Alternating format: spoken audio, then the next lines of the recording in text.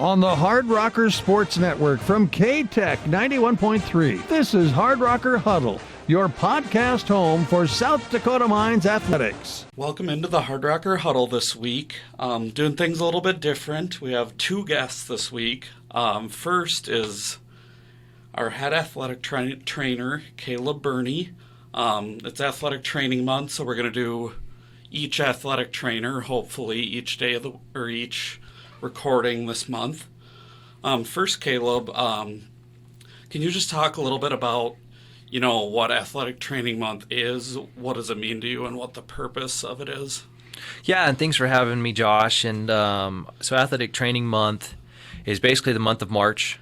It's a month that us athletic trainers, we celebrate our profession, but it's also a month that we really focus on educating the public. Athletic training is a profession that is well known, but at the same time not well known especially outside of athletics. And so it's really a month for us to promote ourselves and what we do. Yeah, kind of going off that, part of that is probably just teaching the public, what you actually do compared to what reality is. Yeah, absolutely. So if you want to just explain a little bit, what does your day-to-day look like? I know it's not consistent as nothing in sports is, but the best you can. Yeah, I mean, for most part, we're in usually 8, 9 o'clock for a lot of days.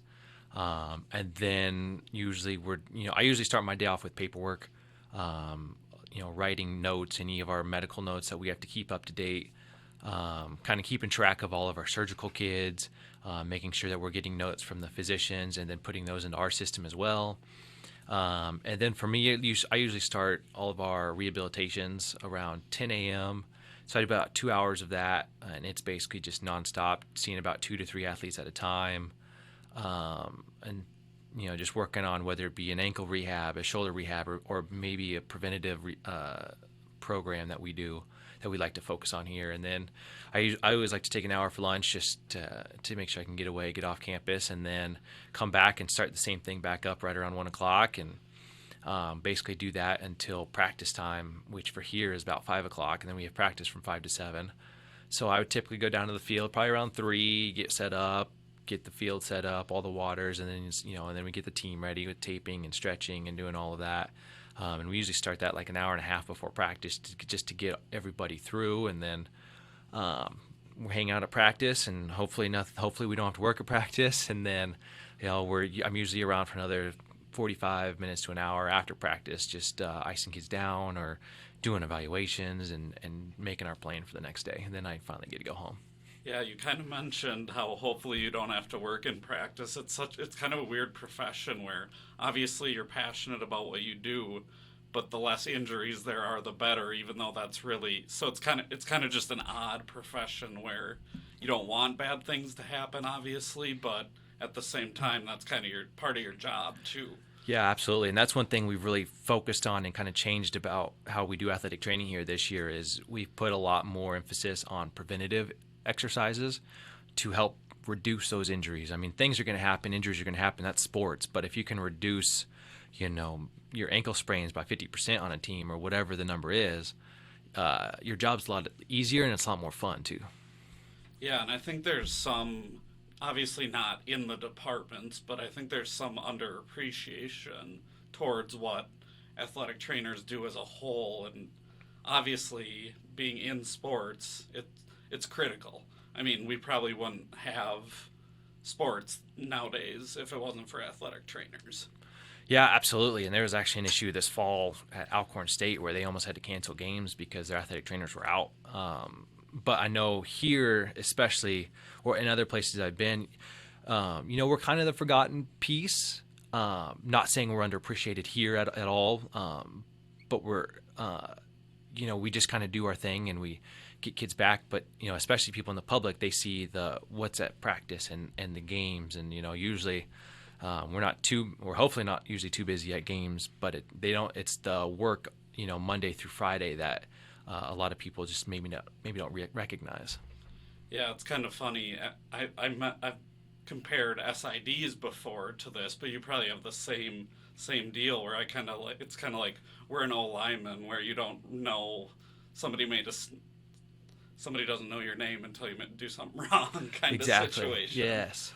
And for you personally, what was your kind of journey like into athletic training? Is it something you went to school for? How did you develop your passion for it? Yeah, so in a lot of ways, I've been an athletic trainer my entire life.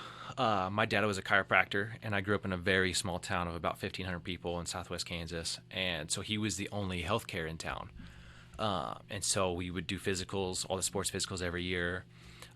He would actually be on the sidelines at football games, and he knew he could tape ankles and wrists and do those kinds of things. And he knew enough, being a chiropractor, that he could take care of those athletes. And so I would always just basically want to hang out with my dad.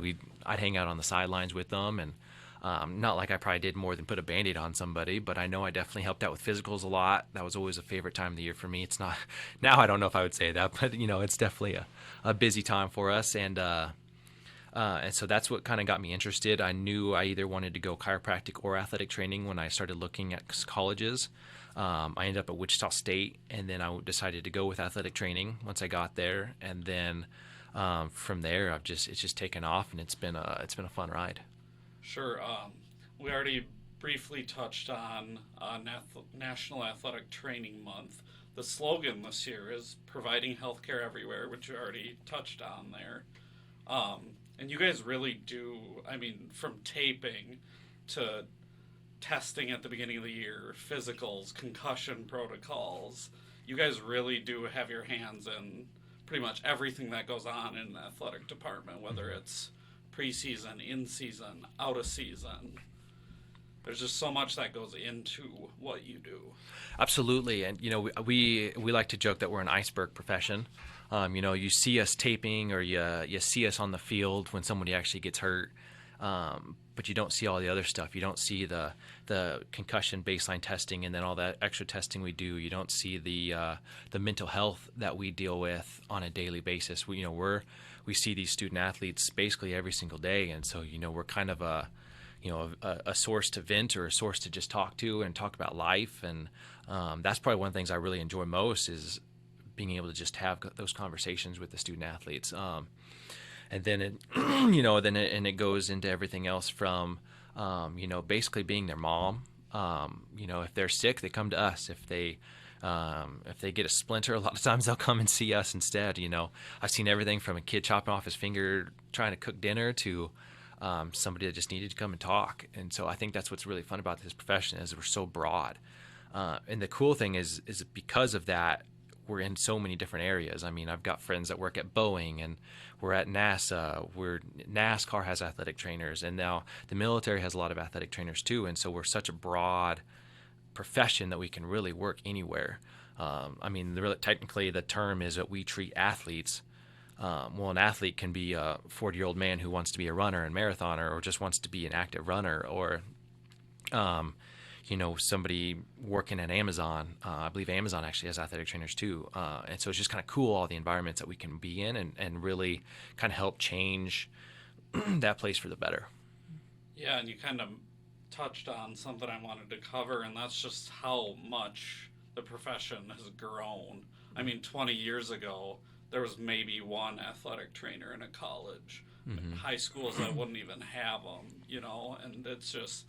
Now you look at even a small school like us, we have 4. Mm-hmm. We basically have somebody to cover each in-season sport. So it's just how much has, the organization NATA helped with the growth of athletic training. Yeah, our national association is fantastic. They do a lot for us. They make sure that we have all the resources that we need to increase staff or increase pay, or just those resources, and all of it's very easily available. And so they do a great job. Just the networking you get from them is also fantastic. You get to meet some of the best athletic trainers in the country. But yeah, you've seen a big growth where schools like Northwestern Alabama, they've got 15 to 20 athletic trainers, one for each sport. Where here we've got, each athletic trainer has 2 sports. At a lot of schools, the ratio that they like, and this sounds crazy to a lot of people, is every athletic trainer, there's 100 athletes for them. And so that's insane, really think about that. One person can take care of 100 people throughout a year. But that's really kind of where it's progressed from is, a lot of these universities back in the 70s might have had one or two. And that's still, the problem is in some places that's still the same case. And so there's just so much growth that can still be made, which is it's crazy to think about. Yeah, I think especially at the high school level, there's a lot of girls still there where, I went to a big school with like 600 athletes. We had one athletic trainer. Mm-hmm. I was a small school AD, and we didn't even have an athletic trainer. So I think there's a lot of girls still. Oh, absolutely. Yeah. I mean, if you go to Texas, there's 3 or 4 athletic trainers at every high school. I mean, they take their football very seriously down there, and so that's what helps with that. But then if you come here to South Dakota, not every high school has an athletic trainer, and a lot of times it's these rural communities. You might be traveling from Rapid City to cover. I know, like here, Monument Health, we've got coverage in Hill City and Custer, and places like that. And so but that makes that accessibility to athletic trainers tougher, and not every place has it. I think there's only 381 athletic trainers here in South Dakota, and I don't know the number of schools and high schools and stuff, but I'm pretty sure that's probably not as many as there are schools. And now athletic trainers are getting into middle schools too, and so that's pretty cool to see that we can really start those kids at a younger age of understanding what health is and how to be healthy, and within sports, but also just in life too. Yeah, I think part of the reason it's getting into younger too is some of those things that maybe weren't as important. Not that they weren't as important, but maybe weren't as talked about, like mental health 5 years ago. Yeah. How important is it in athletic training? I know you've been doing this for a while. Concussions were not as big of a deal when you first started. Yeah. Mental health, obviously, is a more recent. So how important is it to, keep up with trends and keep learning new information? Oh, it's extremely vital, especially in athletic training, because there is so much more information coming out, almost seems like on a weekly to monthly basis. I mean, even just the way that we rehab ACLs from when I first got into the profession is completely different. And so I think it's just because there's more research out there. There's just a better understanding, and because we're putting in the work, and the National Athletic Trainers Association is putting in that work so we can understand these a lot better. And then obviously, improving our relationships with physicians, that's always a great thing that's helped us improve our profession. The same thing with PTs, and using those other resources. With us and PTs, is we have a very similar job, but we have to really work together. And so they know some things and they do some things better than we do, and we do some things differently than they do. And so it's a great way for us to work together. All right. Thank you, Kaleb. I don't have any other questions for you. Do you have anything you want to add? I just want to say that, we've got a great staff here with our athletic trainers, and, we really take pride in our work, and we love being hard rockers, and we love, making sure that these athletes get to enjoy their sport. And so we just are very thankful for what we get to do. Actually, our second guest today, Interim Director of Track and Field, Dan Haakenson. Just kind of starting off, you grew up in Carnation, Washington, I believe, Seattle suburb. What was that kind of like growing up there? What was your family life like? Any siblings? Yeah, actually, Carnation is not really a suburb. It's rural, so it's a town of about 900 people. So I grew up on a farm. I have three siblings. Sorry, there's 4 of us. I've got 2 older sisters and a younger brother. My dad was a commercial fisherman for most of my childhood, and then he wanted to get into farming, and so he bought this farm, but really didn't know anything about farming, so he kind of tried a bunch of different types of farming for a long time, and while he was fishing, and the fishing business was very good, so it kind of afforded him the luxury of attempting different types of farming, but eventually he landed on this certified organic kind of all-around farm, and that's what he did. So he quit fishing when I was about 16, and that's what we did. So we lived on the farm, and we were farmers. Sure, and you were pretty much there all the way through high school and everything, right? Yeah. My parents got divorced when I was just about that age too, 16, and so it disrupted a little bit. But my mom moved not too far away, so like we would spend weekends at her house and weeks at my dad's house. By then, my older sisters had moved away, gone to college, and it's just me and my brother. But yeah, we we bought the farm in 1989, so I was 7, and then I lived there until I was 18, until I moved to college. Sure. What kind of initially, when you were younger, got you initially interested in sports, and what kind of sports were you involved in, obviously outside of track and field? Yeah, as a kid, I did baseball and soccer. I played, during baseball season, I thought for sure, almost 99% sure, I'll be a professional baseball player someday. That is almost certainly what will happen. Then during soccer season, I'd be like, hold on a second, there's a pretty good chance I'll be a professional soccer player. Turns out I was not good at either of those sports. I just kind of thought that I was. But yeah, so I did those sports, kind of normal sports, and then and I did them hard, like as hard as I could. Sports meant everything to me. But in 7th grade, I started doing track, and the reason was my dad had been a distance runner. My dad had been a pretty good high school distance runner. In fact, he still holds his high school record in the mile, an unbreakable record because they don't run that event anymore. So, like they have run 1,600-meter runs that would be much faster than his record, but also, I mean, it's different time. I'm not trying to, it's not an apology for my dad, but he, at the time, in the 60s, he ran 4:22 or something in the mile, which was pretty good at that time. It's still good. We'd recruit him today, yeah.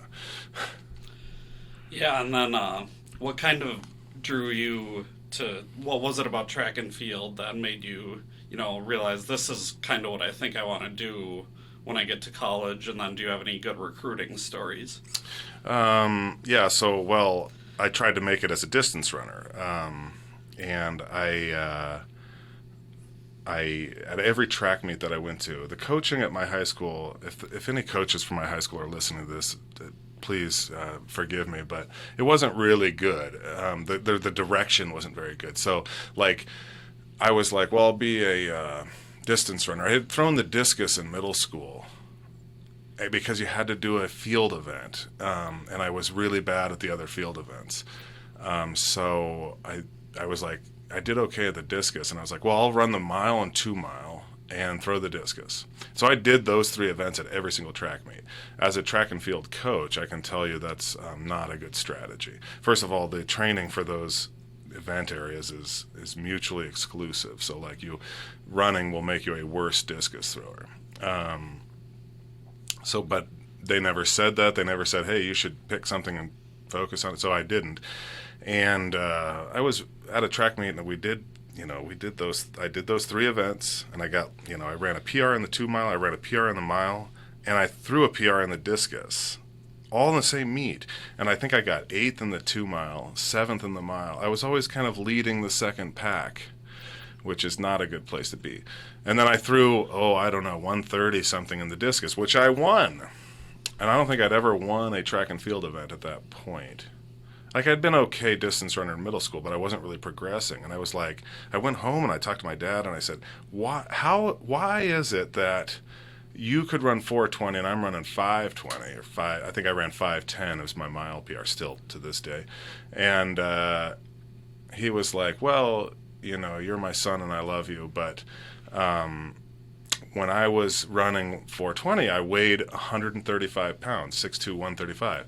And I was like, I weigh 195, which I thought was pretty skinny. I would love to be 195 today. But it's just a real difference. That extra 60 pounds hurts you. And so, like, I had a very good throws coach, and this was my sophomore year. He was like, you should start throwing the shot. Instead of doing all this running, do something you're naturally built for. Because it wasn't like I was exercising a lot. Like, I was running cross country. I played soccer. All the way through high school, I played soccer. And I was in good shape. I just wasn't cut out to be 135. So that's when I started throwing the discus, and I threw the shot as well. And when I stopped running, I didn't really ever stop running because I did cross country for my 4 years in high school. That was probably a mistake, but what can you do? But I started to improve a lot in the discus, and I got good-ish, good enough. But you asked about recruiting, and that's kind of interesting too. So like track is tough sport to get recruited in because it's in the spring.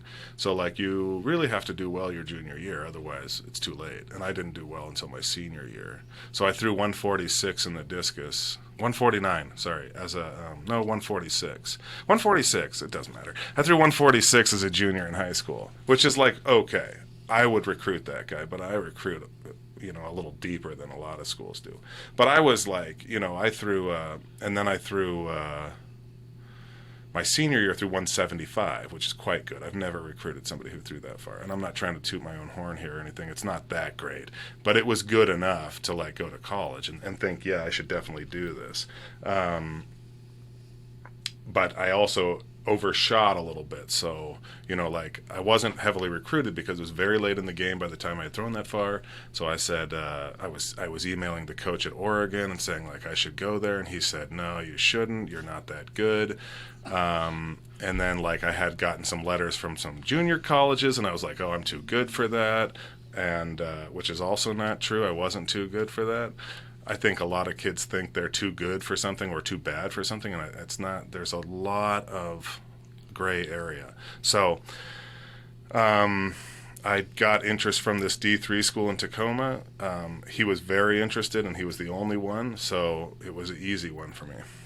Yeah, obviously that was pretty close to home, so was that kind of something you were looking for, or was it just really the only option you had, so that's what you went with? It wasn't what I was looking for necessarily. I wasn't really looking for, and also it was just, I don't know, kids today are way more savvy about being recruited. I didn't have a guidance counselor telling me whatever. My high school track coaches weren't like emailing coaches, and like I get emails from track coaches saying, here's the kids on our team that are good. Nothing really like that, and I don't know if it was just a different time or just track. It's just different. So yeah, it was close to home, which is nice, I guess, but it wasn't really what I was thinking about. I had not really considered that, but I did love where I grew up, and I didn't really want to move away, and it was nice that I could come home on the weekends if I wanted to. Yeah. Yeah, you kind of mentioned just different times. Recruiting has just changed so much just in the last like 10 years, just with social media. Absolutely. And just a whole different ballgame now. Yeah, social media is a game changer. We did have MySpace, I think my senior year in high school, but I don't know if any coaches were on MySpace looking for kids. But yeah, it's just, I don't know, even just statistic keeping. Like today, a kid emails me and they say, I threw this distance. I'm like, well, let's see. Yeah, I'll be able to find that out really, really fast. Back then, though, there was no records. You would have to look at somebody's penciled results that they kept from a meet, and that's a lot of work for a coach. So sure, and really probably not necessarily as accurate either. Not accurate. You can just lie. Yeah. I did not do that, but I didn't think I needed to because I was like, I'm good. But anyway.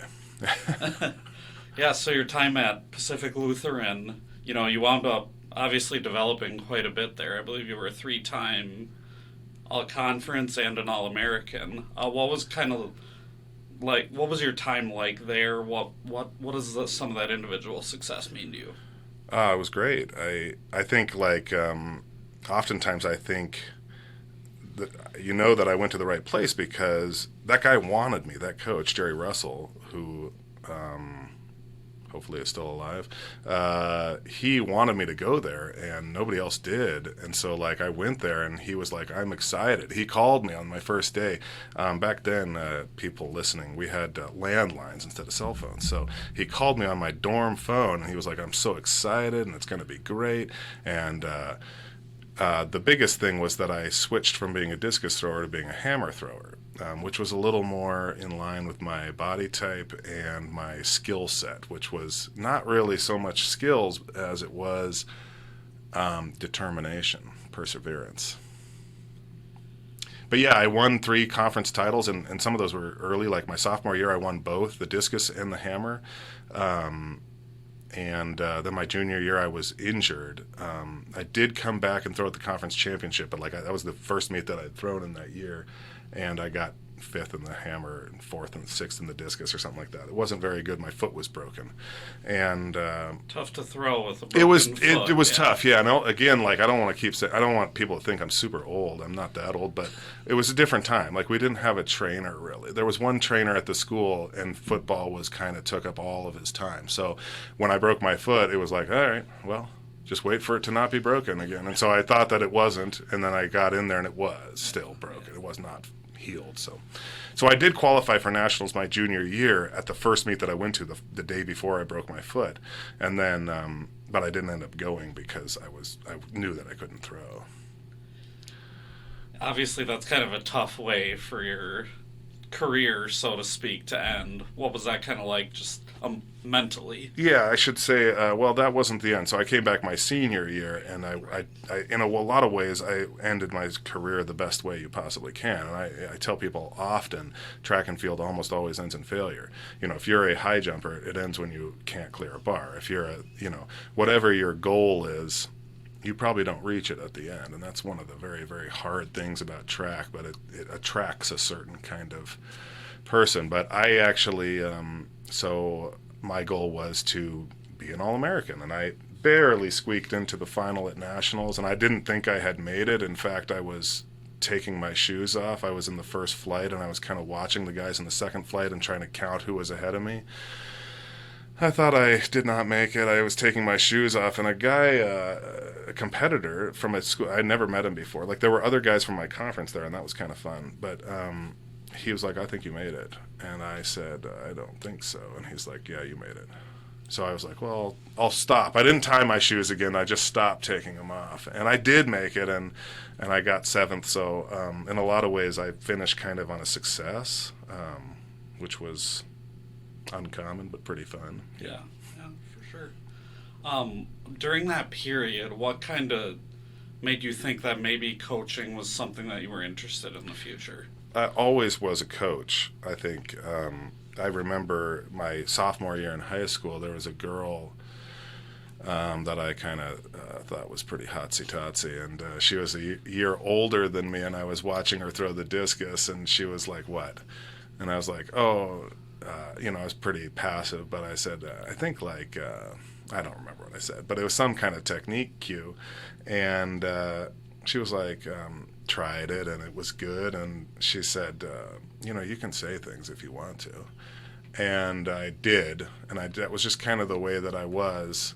But I did not think I would be a coach. I thought I would become a high school coach. So my plan was I had majored in classics, which is, Latin and Greek. It's super helpful out in the world. For all the engineers listening, good on you for getting a real degree. No, classics is real, but it's just the only job you can get is classics teacher if you're really good, and I wasn't that good.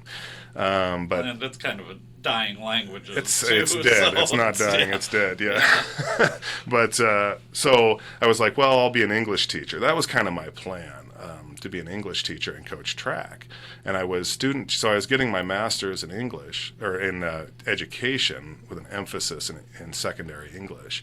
And I was teaching 8th grade, which is tough age. The very few engaged kids who really want to learn about English. A number of people thought I was rude for assigning homework and things like that.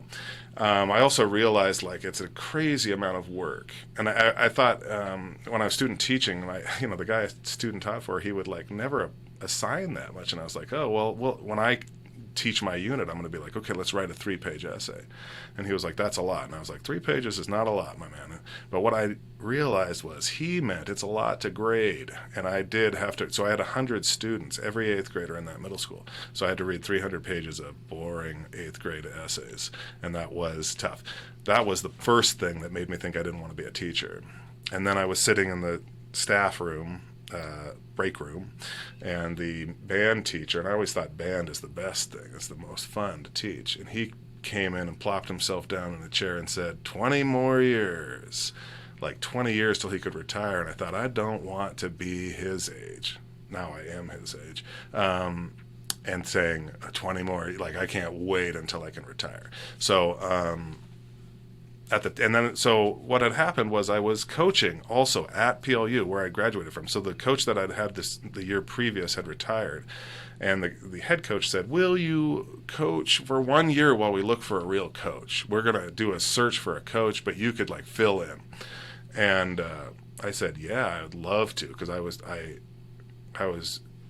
mortified, terrified of leaving the sport behind. And also, like, I loved the hammer, and that's not a high school event. So, like, I knew even if I was coaching at high school, it wouldn't be the same. It wouldn't be as fun.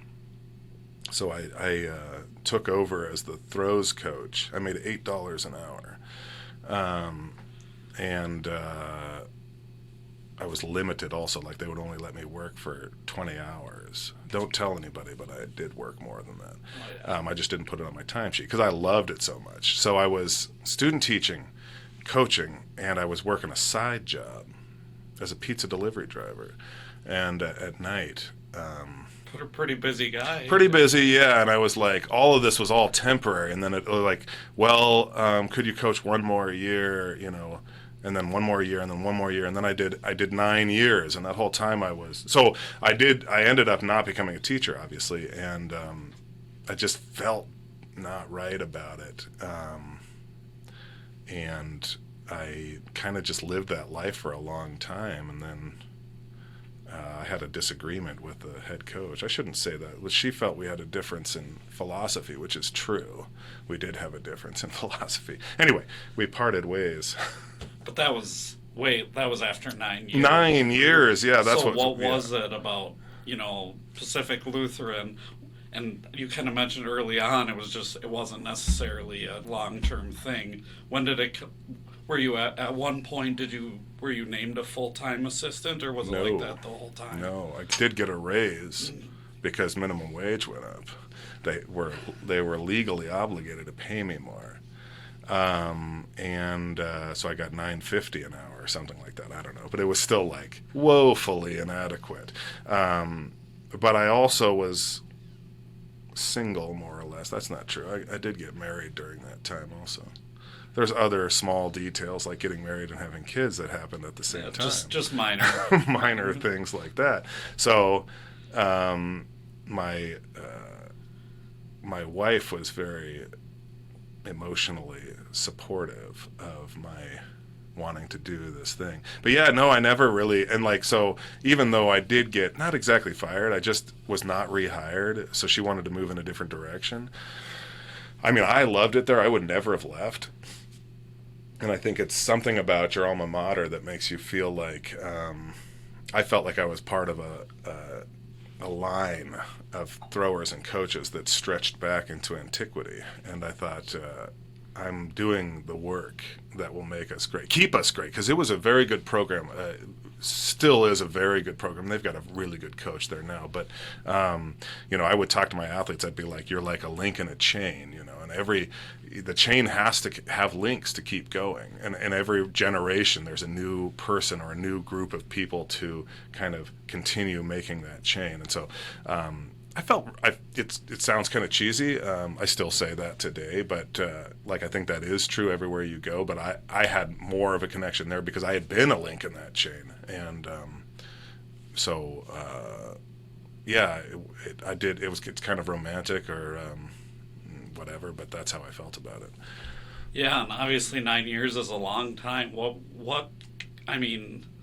Making $9.50 an hour or whatever, and being married and having kids, how'd you make that work? Oh, well, also, I did keep delivering pizzas also for 9 years. That was a job that I was only going to have for a summer. In fact, I bought a Toyota Corolla that had 400,000 miles on it. I bought it for $200. I said, this will get me through the summer, delivering pizzas. And the fluorocarbons from the exhaust were so bad that I would turn it off when I was in a drive-through or something because it would just smoke me out. I could barely survive it.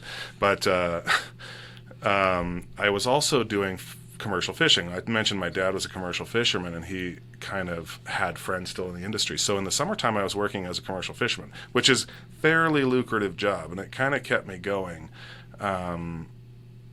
you could make $20,000 in a month, and but it was only a month, so it was. The life of a track coach is never one of opulence, but I think I was getting by, and my wife also was working and also willing to live a life that wasn't opulent. A little more simple. Pretty simple, yeah. Like we bought a house, and it seems crazy. Now, like I don't want to sound like a really old guy, but we bought our first house for $100,000, and it's super lucky that we just were right. It was right after the housing bubble of 2008, and everything crashed, and then we were like, whoop, it just happened to work out. Like my sisters, who are 3 years older than me, they bought a house way up here, and they just got crushed just because they're older than me. That they were buying a house at the wrong time, and I was buying a house at the right time, and that helped a lot. But yeah, I did whatever it took to keep going, but I loved coaching. Yeah, and you kind of mentioned having a disagreement with the head coach. Was that the same head coach your entire time? The same head coach my entire time, who had been my head coach for the last 2 years when I was in college, and then hired me. And we don't have to get all the way into it, but it was like it was a shock to me.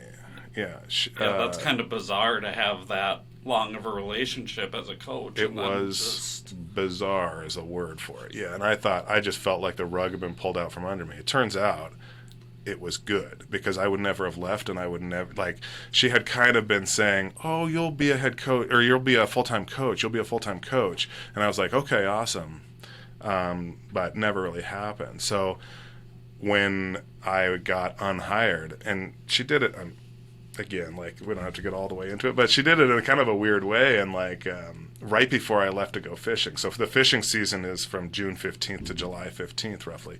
5 or 6 weeks, maybe. Sometimes it goes to the 20th, or it starts on the 10th or something like that. But so she was like, yeah, I'm not going to rehire you. And I'm like, you're firing me? And she said, no, not firing you. You're just not getting rehired. And I was like, kind of works out to the same thing for me. So I'm leaving, and that's the time to apply for jobs for head coaches, is right at the end of the season, because that's where there's this kind of mad dash musical chairs of coaching jobs opening and filling, and you're trying to jam your foot in the door. And I'm up in Alaska on a fishing boat, a 32-footer. No phone. There's a satellite phone.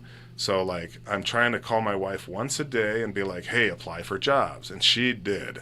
She applied for 60 jobs on my behalf, ranging from director of ops at Yale down to part-time volunteer at community college, wherever. And I applied for every single job, and I ended up coming back and getting an interview at Western State, what was then called Western State, and is now called Western Colorado University. And I think my resume was good, and he was like, this, just so you know, this is not a good job. And I was like, well, how, in what way? And he's like, well, it's a really good team, but it does not pay very well. And I was like, well, try me, because I have never made very much money. And he was like, well, I think they were expecting to get somebody right out of college, not somebody with 9 years of experience. But he said it pays $5,000. And I was like, yeah, so I've got a wife and 2 kids. It's going to cost me $5,000 to move there. And he was like, the distance team is really good, but our throws could use a little bumping up. And that really appealed to me. That's Chris Bradford was the coach then. And I was like, I could make a difference, And then I looked at the times, and I was like, man, the distance is not that good.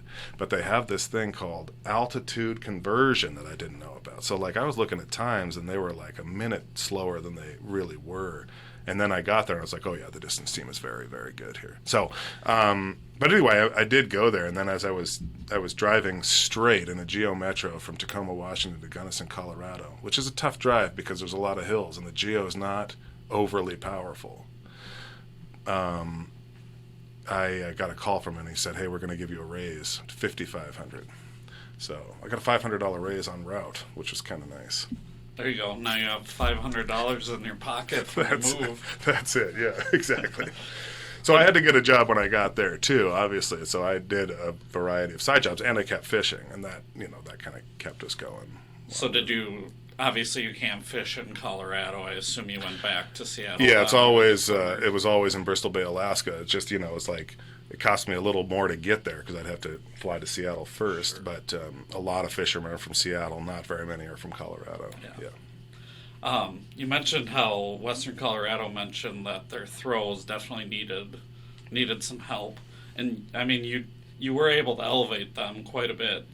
3 school records, 3 RMAC championships, and 50 all-conference performers. What was it kind of like to be able to grow that and see that growth over your 4 or 5 years there?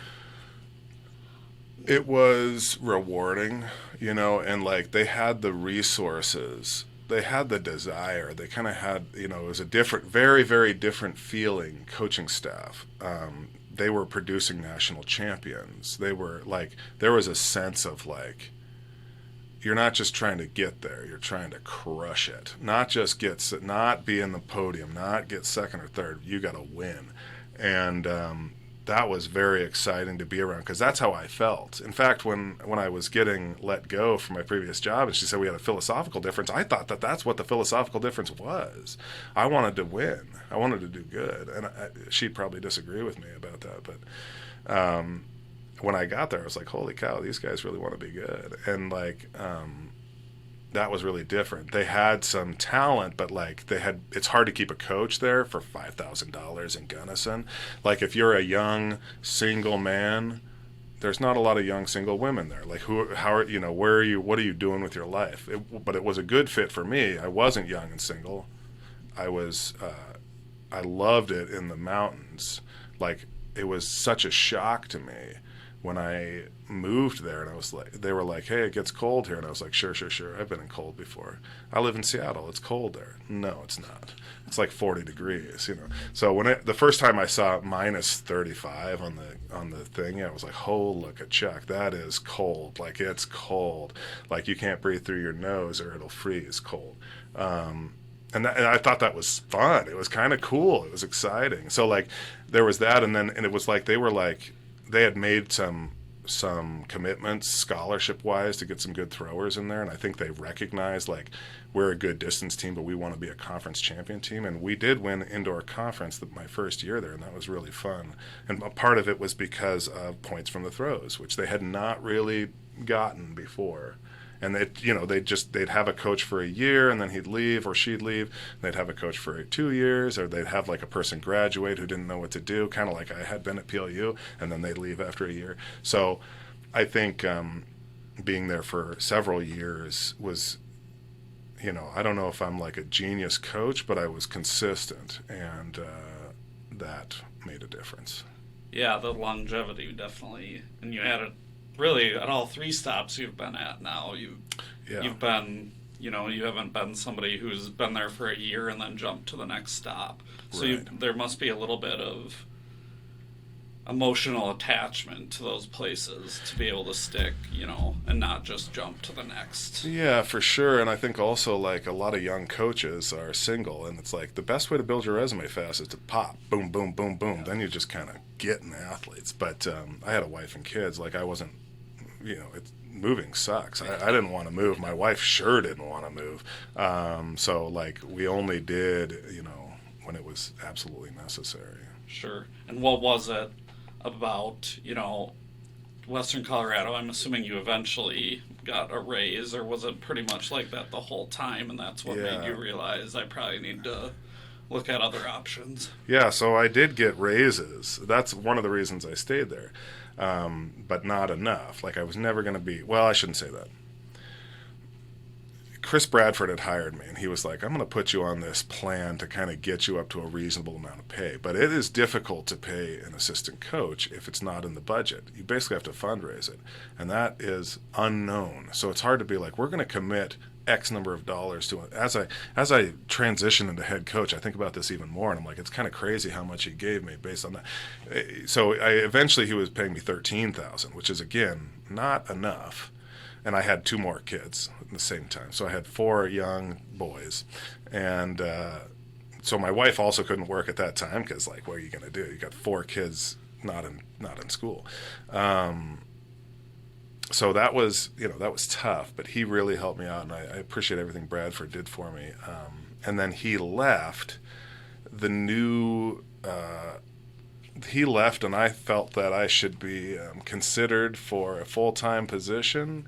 I was not considered, and it's not like I felt like I should have been considered. I don't know if I should have gotten it, but I should have been considered, and that rubbed me the wrong way a little bit. But like, Lindsey Grasmick, who got the job and is the current head coach there, she's awesome. She's a very good coach. I don't think that like they made the wrong decision or anything. But I was like, well, I should get a full-time assistant job. And at first, I think they did offer it to me, but they said, well, you can't go fishing anymore. And I was like, that's a pay cut then, because like that's how I make more than half the money that I make.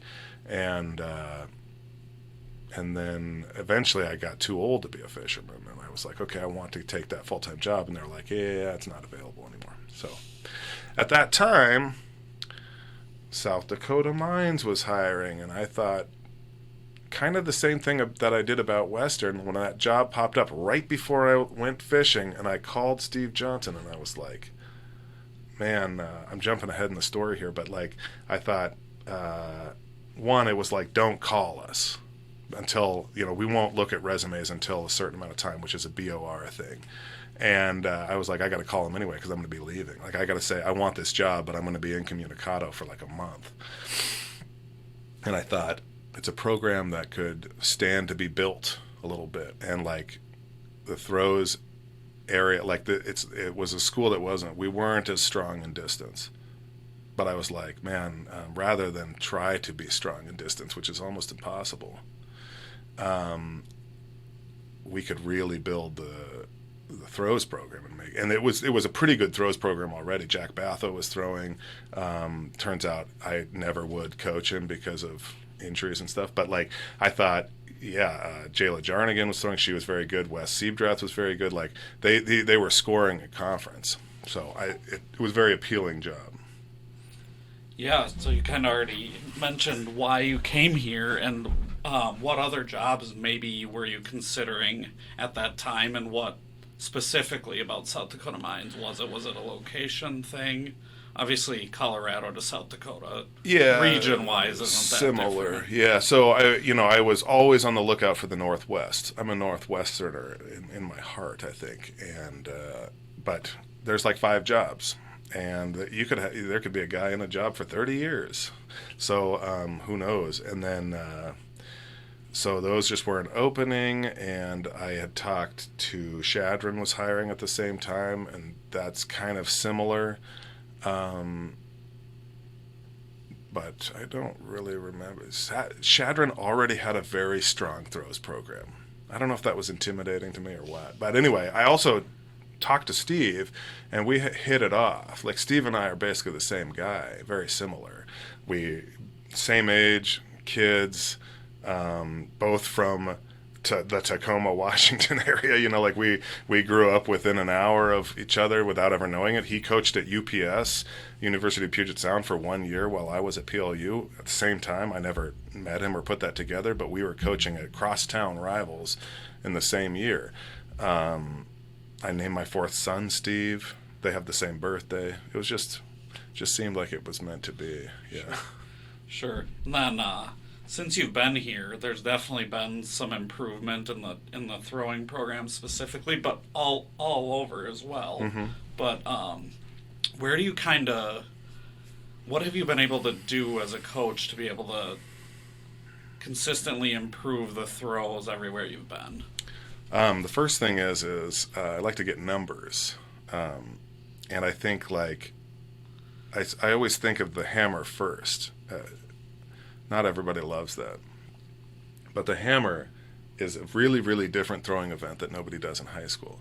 So like let's say that you're a mediocre shot putter in high school. You might be a really good hammer thrower, and I think I see that. So recruiting-wise, I hope my athletes don't listen to this and think that I think they're not good.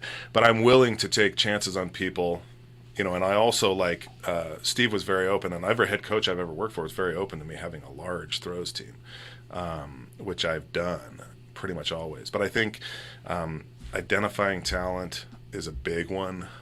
The kind of approach that I have to throwing is really different than some people, but it works to develop a large middle class of throwers. And so a lot of people will focus a lot on technique. No coach ever wants to say that they don't focus on technique, except for me. I say we focus on volume. So I like to throw a lot, and that's different.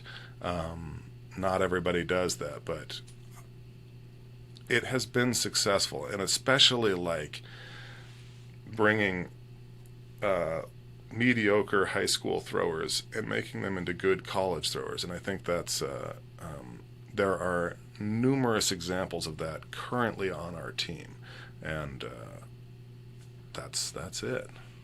Yeah, and I mean, you've done really the same thing here. Coming into indoor season, you had 17 all-conference selections here. Is there anything specifically that you're really happy with this year, or so far this year, and then you hope to improve going into outdoor? Yeah, they do this, the USTF CCCA, the United States Track and Field and Cross Country Coaches Association. They put together this thing called the squad ranking, which I love because it's an average of your top 4 athletes. So one thing you have to do is have 4 athletes. That's a specialty of mine. And I've got 8, or 10 in each event. So I think our men's weight squad was ranked 21st or something like that. Women's weight was in the same area. Shot put was very high. And so that depth is what I really like. I like to be have the most athletes at conference. But we had somebody make a final in each event. That's never happened in my career. I've never had somebody make the final in each event so far. Outdoor, we'll see, hopefully. But I think we're a little bit stronger outdoor. I think that my recruiting and development strategy is better for the hammer than the weight. And so we'll see about that. But yeah, I'm very proud of the program. And almost everybody is a walk-on. That's another thing. So to get a big team at a school without a lot of money, you have to basically say, please come here. So every single male thrower on the team currently started as a walk-on. So I'm very proud of that. And these guys have earned scholarships, and we've been able to help them out a little bit. But they're here. It's one of the things I loved about D3 when I coached D3. There was no scholarships. Everybody was just there just to do it. They just wanted to do it. There's no question about it. And when you give a person a small scholarship, you're like, hey, you'd be way better off these days working at McDonald's. For the time, you're making 50 cents an hour or something for your scholarship. So don't do it for the money, please. Yeah. And then what are your kind of expectations? You kind of mentioned maybe your style of coaching works a little better with the hammer than the weight throw. What are your kind of expectations going into the outdoor season here in a couple weeks? We'll see. I think the conference has gotten significantly better. As we've gotten better, the conference has gotten better. So Macy McClure got 6th in the weight at conference. She threw 17.05. 2 years ago, 17.05 would have gotten 2nd. She'd be on the podium. It's just very deep. Warren Meinrich, same thing. He threw 16.93. That mark is a top 3 every year, except for this year he got 7th because it's just so deep. So I don't know what the hammer is going to be like outdoors. And obviously the discus and the javelin. The javelin is kind of a weird event in the RMAC. Where I came from in the Northwest Conference, it was very, very good. Here it is not very good, and it has to do with they don't throw that in Colorado in high school. They just started in South Dakota. So anyway, I'm excited about it. Like, I think Macy, as an example, like, she just missed a Provo indoor. She will make a Provo outdoor. She's our school record holder in the hammer. She's better at the hammer than the weight. I think that her improvements in the weight will translate, and she'll throw 56 meters and make it to nationals, and that's awesome. Warren, he could easily do that too. He threw 49 meters last year, but he improved in the weight by over a meter. I think that translates to 3 or 4 meters in the hammer, and I think he'll throw 53, 54 and be a top 3 guy in the conference for sure. The last thing I kind of wanted to bring up is, obviously recently Steve Johnson decided to resign. He's moving into more of the athletic administration side. What does that change for you guys as a coaching staff? Obviously you're the interim. Does that put a lot more on your plate now, and what has that kind of adjustment been like? Yeah, it puts a lot more on my plate, and it puts a lot more on Coach Ricky's plate too. She and I are... Before it was 3 people doing the job of 5 people. Now it's 2 people doing the job of 5 people. So that's tough. Also, like, I've never been a head coach, but I've been in the game for a while. Like, I've seen things. I know how to. I think I can do things. We're going to make some changes. We're going to move in a direction, but there's also, like, it's interim, and that's it's the word to put. So we're kind of, I want to say this exactly right here. If I get the job, like if I am hired as the head coach, I would make some significant changes. But we will get through this season as best as we can and kind of follow the format that Coach Johnson laid out, and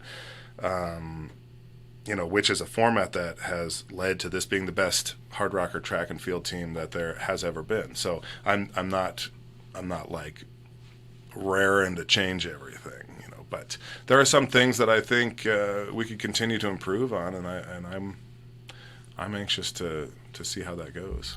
Sure, and part of that maybe philosophy difference could be, when he took over the program in 2014, it was a lot different. Oh, yeah. Different than it is when you got here in 2019. Yeah. I mean, one thing was he was the first assistant coach. Jerry Schaefer was a one-man show for 30 years, which is a long time to be a one-man show. It's very hard to get things going. So one of the things that Steve did that was really good was he pushed to get not just not one assistant, but 2 assistants. And that made, I think that was, if I had to point at something, and it's not just because I'm a coach, but that's the main thing that he did that help this program to grow, because recruiting and training, you can recruit people, but if you can't train them, it doesn't really help you to have more people. So like, they want to grow the program, which is great, but and by grow it, I mean they want to have more number. They want to have a bigger team. We don't have a huge team. I think we've got just about 60 on the team, whereas like at Western Colorado, they had 110 or something like that. So it's huge, So, but it helps to grow it a lot. We were, every single year prior to Steve hiring me, I think they'd be like, we have to have 3 meets with 14 women entered in order for it to count as a season, and that was a real struggle. But like, now we have 7 female throwers, and we've got 15 female distance runners, and we've got, so we've got, it's not a difficulty to just put female athletes on the track. So that's a huge step in a good direction. All right, thank you so much, Dan. And did you have any other comments or anything you wanted to add? I don't think so, no. This was fun. Thank you so much for joining me today.